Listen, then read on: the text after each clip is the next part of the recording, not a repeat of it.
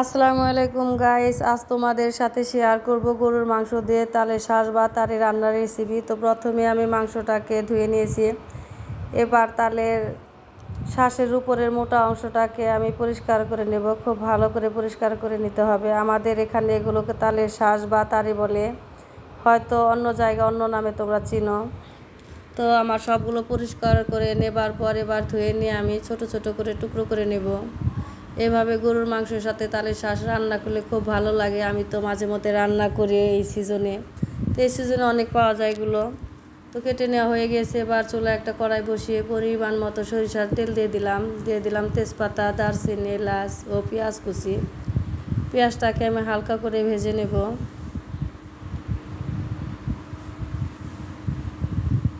এখন দিয়ে দেব সামান্য একটু পানি, হলুদের গুঁড়ো, মরিচের গুঁড়ো, ধনিয়া গুঁড়ো, আদা রসুন বাটা, লবণ।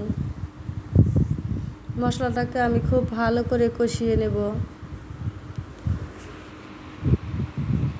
মশলা কষানো হলে দিয়ে দিব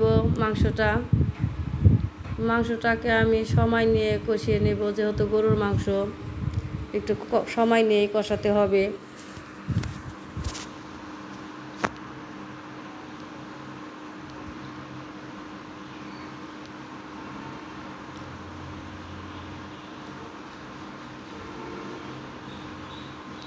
এবার দিয়ে দিব তালের শাঁস। 5 মিনিটের মতো এই তালের শাঁস দেবার পর কষিয়ে নেব। এবার দিয়ে দেব পরিমাণ মতো পানি। এই শাঁসটা মাংসটা কষানো হবার শেষের দিকেই দিতে হবে, নয়তো বা গলে যাবে, খেতে ভালো লাগবে না।